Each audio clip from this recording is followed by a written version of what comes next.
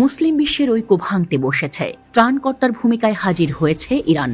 প্রায় ৮ মাস হয়ে গেল, এখনো পর্যন্ত ইসরায়েল হামাসের যুদ্ধ থামেনি। এই মুহূর্তে বিধ্বস্ত গাজাকে বাঁচাতে গেলে সমস্ত মুসলিম বিশ্বকে একজোট হয়ে প্রতিরোধ করতে হবে, এমনটাই মনে করছে ইরান। সৌদি আরবও এবার ফিলিস্তিনের স্বাধীনতার প্রশ্নে সোচ্চার।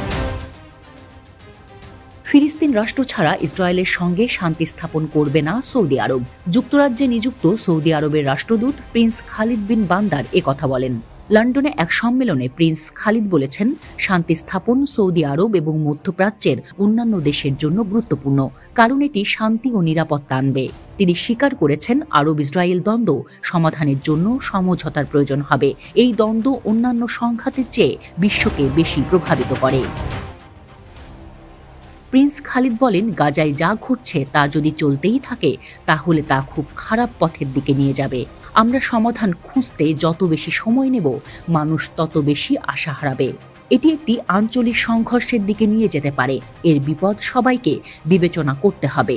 সংঘর্ষ আন্তর্জাতিক রূপ নিতে পারে। প্রিন্স খালিদ জানিয়েছেন, ফিলিস্তিনিদের সমস্যার সমাধান না হওয়া পর্যন্ত ইসরায়েলের সঙ্গে শান্তি স্থাপনের ব্যাপারে সবুজ সংকেত দেবে না সৌদি আরব।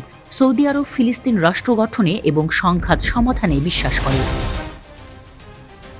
যুক্তরাজ্যে নিযুক্ত সৌদি আরবের রাষ্ট্রদূত বলেছেন, আমরা একটি সমাধান খুঁজে না পাওয়া পর্যন্ত অন্যান্য বিষয় নিয়ে আলোচনা করার কোনো মানে নেই।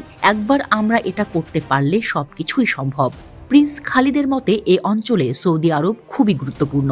দেশটি আরব ও মুসলিম বিশ্বকে ইসরায়েলের জন্য উন্মুক্ত করতে সাহায্য করতে পারে।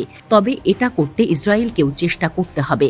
শান্তির মূল্য একটি স্বাধীন ফিলিস্তিন রাষ্ট্র। রাষ্ট্রদূত অভিযোগ করেন, বিশ্ব সৌদি আরবের অবস্থানের প্রতি যথেষ্ট মনোযোগ দেয় না। ক্রাউন প্রিন্স মোহাম্মদ বিন সালমান সম্প্রতি গাজায় হামলা বন্ধ করার জন্য বলেছিলেন, কিন্তু এটি ব্যাপকভাবে প্রকাশিত হয়নি। প্রিন্স খালিদ বলেন, আমাদের অবস্থান বোঝা গুরুত্বপূর্ণ, যা কখনোই পরিবর্তিত হয়নি।